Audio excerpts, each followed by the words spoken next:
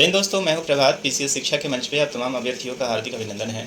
आज चर्चा के मुख्य बिंदु में G7 समिट जो अभी कनाडा में संभावित है उसको लेकर एक महत्वपूर्ण अपडेट आया है, जिस अपडेट में भारत के शामिल होने की खबर अभी आ रही है। तो आइए सेशन में चलेंगे, इसके ऊपर क्या है ये इंपॉर्टेंट अपडेट। इससे पहले आप सभी को याद करा दें कि यदि आपने चैनल को सब्सक्राइब नहीं किया है तो चैनल को निश्चित रूप से सब्सक्राइब कर लें, ताकि आपको इस तरह के लेटेस्ट अपडेट सही समय पर मिलते रहें। आइए चलते हैं सेशन के अंदर और देखते हैं कि G7 में क्या ये नए अपडेट आए हैं जो भारत के बढ़ते कद का प्रतीक है।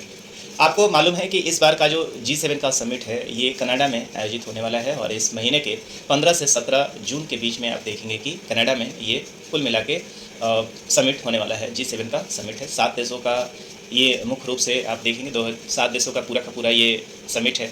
और इस 7 देशों में G7 में शामिल कौन कौन है तो अमेरिका है, ब्रिटेन है, फ्रांस है, इटली है, जर्मनी है, कनाडा है, जापान है। इसमें सबसे इम्पोर्टेंट ये है कि भारत इसका आधिकारिक रूप से कभी भी मेंबर G7 का नहीं रहा है और भारत नहीं होने के बावजूद पिछले लगातार कुछ समय से इसमें मेंबर गेस्ट के रूप में अपीयर करता रहा है। लेकिन इस बार ये G7 समिट इसलिए इम्पोर्टेंट हो रहा था क्योंकि इसका जो आयोजन है वो कहाँ होने वाला था, कनाडा में इस बार आयोजन होने वाला था। और आपको याद आ रहा होगा कि कनाडा के साथ खालिस्तान को लेकर भारत और कनाडा के बीच में जस्टिन ट्रूडो इसके पहले जब यहाँ के प्रधानमंत्री थे तो उस समय भारत और कनाडा के बीच के जो रिश्ते थे वो काफ़ी ज़्यादा ख़राब हो चुके थे। जहाँ पे एक तरफ जस्टिन ट्रूडो भारत के ऊपर लगातार आरोप लगा रहे थे, वहीं भारत कह रहा था कि ये लगातार हमारे एगेंस्ट में खालिस्तान को प्रमोट कर रहे हैं। और ऐसे में ही आप देखेंगे कि G7 का था और इस बार ऐसा लग रहा था कि भारत इस बार G7 में नहीं आएगा, या चूँकि जो अध्यक्ष होता है उसको ही इनवाइट करना होता है और संभव है कि जस्टिन ट्रूडो जो है वो यहाँ पे भारत को इनवाइट नहीं करने वाले थे। पिछली बार उन्होंने ये संघर्ष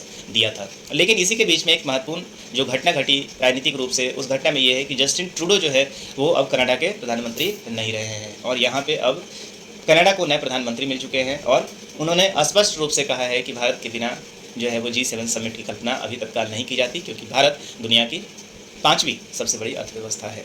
तो इस बात को लेकर आप देखेंगे कई सारे अपडेट्स आए हुए हैं। इसी को लेकर आप देखेंगे कि 3 जून का सबसे पहले यहाँ पे दैनिक जागरण ने इस बात को प्रकाशित किया था और अपने खबरों में कहा था कि 6 वर्षों में पहली बार प्रधानमंत्री नरेंद्र मोदी G7 शिखर सम्मेलन से दूर रह सकते हैं। तो इसके पहले लगातार 6 वर्ष तक आप देखेंगे कि जब से प्रधानमंत्री बने हैं तब से इन्हें लगातार इन्विटेशन मिलता आया था। इस बात की संभावना जताई जा रही थी कि पीएम मोदी कनाडा के अल्बर्टा प्रांत में होने वाले सम्मेलन में शामिल नहीं हो सकते हैं। कनाडा की मेजबानी में 15 से 17 जून तक होने वाले इस सम्मेलन में रूस यूक्रेन युद्ध और पश्चिमी एशिया के स्थिति जैसी वैश्विक चुनौतियों पर चर्चा होने की उम्मीद है। और सूत्रों के अनुसार कनाडा ने अभी तक प्रधानमंत्री के सम्मेलन के लिए निमंत्रण नहीं भेजा था। तो ये कब का न्यूज़ है, इस बात को भी आप याद करेंगे। तो ये न्यूज़ आप 3 तारीख को देख रहे हैं। 3 जून को ये दैनिक जागरण ने प्रकाशित किया था कि अभी तक कनाडा से किसी भी तरीके का कोई भी आमंत्रण नहीं आया है। उसके बाद आप देख सकते हैं कि अगला न्यूज़ जो है वो G7 बैठक में हिस्सा लेने के लिए कनाडा जाएंगे प्रधानमंत्री। तो ये 7 जून का है। केवल आप देखेंगे जब बैठक है 14-15 तारीख को ये बैठक होने वाला है और उसके ठीक लगभग 1 सप्ताह पहले अब प्रधानमंत्री ने अपने एक्स हैंडल से इस बात को सूचित किया है कि अब भारत G7 बैठक में हिस्सा लेने जा रहा है। तो क्या ये खबर है, इस महीने में 15 से 17 तारीख के बीच में कनाडा के कैनानासिस में दुनिया में सबसे अमीर 7 लोकतांत्रिक देशों के संगठन G7 की शिखर बैठक में प्रधानमंत्री भी हिस्सा लेंगे। बैठक में हिस्सा लेने के लिए कनाडा के नए पीएम मार्क जे कार्नी, ये नाम आप जरूर याद कर लें क्योंकि यहाँ से क्वेश्चन बनेगा। इस बार G7 से संभवतः क्वेश्चन बनेगा कि इस बार मीटिंग कहाँ हुआ था। और दूसरी चीज़ ये है कि अभी कनाडा के प्रधानमंत्री कौन है। तो पीएम मोदी से शुक्रवार को फ़ोन पर बात की है और उन्हें आमंत्रित किया है। पीएम मोदी ने उनके आमंत्रण को स्वीकार किया है और इंटरनेट मीडिया के जरिए बैठक में हिस्सा लेने की सूचना दी है। बैठक के दौरान पीएम मोदी और कनाडा के पीएम कार्नी के बीच द्विपक्षीय मुलाकात भी होगी और यह बैठक तकरीबन 2 वर्षों से दोनों देशों के रिश्तों में आए हुए तनाव को समाप्त कर सकती है। इससे पहले प्रधानमंत्री वर्ष 2015 में कनाडा की यात्रा के लिए जा चुके थे। तो आप देखिए कि यहाँ पे भारत और कनाडा के बीच में जो खराब हुए रिश्ते हैं, संभवतः है जे कार्नी जो हैं, इनके नेतृत्व में भारत न केवल G7 समिट में हिस्सा लेने जा रहा है बल्कि संभव है कि दोनों देशों के बीच में द्विपक्षीय वार्ता भी हो और दोनों के बीच में एक बेहतर संबंध आपको निकल कर आ सकता है। और ये मैं इसलिए कह रहा हूँ क्योंकि सबसे बड़ा जो स्टेटमेंट आया है खुद कनाडा के प्रधानमंत्री के द्वारा ये स्टेटमेंट आया है। उनका खुद का स्टेटमेंट है कि भारत 5वीं बड़ी अर्थव्यवस्था G7 उसकी मौजूदगी जरूरी है और ऐसे में भारत की मौजूदगी G7 के अंतर्गत बहुत ही जरूरी है। आइए देखते हैं क्या है उनका स्टेटमेंट। तो कनाडा के प्रधानमंत्री मार्क कार्नी ने कहा है कि भारत दुनिया की 5वीं सबसे बड़ी अर्थव्यवस्था है और सबसे अधिक आबादी वाला देश है। उसे 15 से 17 जून के दौरान कैनानासिस में दुनिया के सबसे अमीर 7 लोकतांत्रिक देश के संगठन G7 के शिखर सम्मेलन में अवश्य शामिल होना चाहिए। उन्होंने कहा है कि G7 7 देश इस सम्मेलन में सुरक्षा, ऊर्जा, सहित कई सारे महत्वपूर्ण मुद्दों पर चर्चा करेंगे। इसमें भारत की मौजूदगी जरूरी है और भारत कई आपूर्ति श्रृंखलाओं का केंद्र है, जो G7 के अध्यक्ष को परामर्श देने में उसकी उपस्थिति को प्रासंगिक बनाता है। ये एक स्टेटमेंट भारत के रिस्पेक्ट में आप देखेंगे तो ये एक इतना बड़ा स्टेटमेंट है, जिस स्टेटमेंट से भारत के कूटनीतिक कद का पता चलता है, भारत के खुद के कद का पता चलता है। क्योंकि पहली चीज़ तो ये है कि G7 जनरली इनवाइट करते ही नहीं हैं जो सामान्य देश हैं, और उसके बाद भी G7 में खासकर जब कनाडा के साथ खराब रिश्ते हैं उसके बावजूद आप देखेंगे भारत को आमंत्रित किया गया है। तो यहाँ पे जो जस्टिन ट्रूडो थे उनके लिए भी कितना बड़ा ये सेटबैक है, और कनाडा के जो प्रधानमंत्री हैं वो समझते हैं कि भारत कितना ज़्यादा इस समय दुनिया में महत्वपूर्ण है, और भारत के बिना वैश्विक रूप से कोई भी बड़ा आयोजन आज के डेट में संभव नहीं है। ये उभरते भारत की एक पहचान है और भारत के भारतवासियों के लिए एक बहुत ही गौरव का पल भी है। इस बात को भी हम यहाँ पे रेखांकित करना चाहेंगे।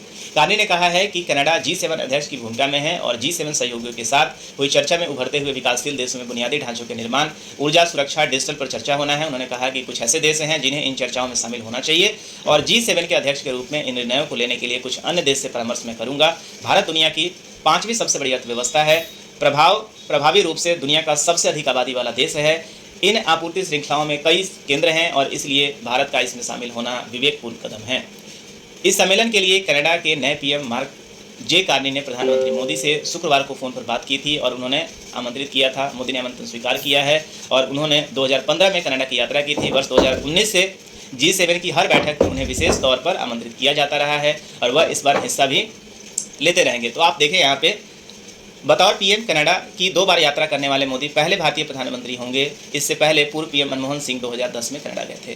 तो आप देखेंगे कि भारत अब यहाँ पे द्विपक्षीय संबंध को सुधारता हुआ भी नजर आएगा। और सबसे बड़ी बात यहाँ पे ये है भारत के लिए कि अब भारत के स्टेटमेंट का दुनिया इंतजार कर रही है और भारत यहाँ पे अपना कौन सा पक्ष रख रहा है। इसके बीच में एक और पाकिस्तान के द्वारा जो एजेंडा चलाया जा रहा था कि ऑपरेशन जो सिंदूर था, उसके कारण आप देखेंगे कि G7 ने और उसके प्रयासों के कारण भारत को G7 में हिस्सा नहीं लेने दिया जा रहा है।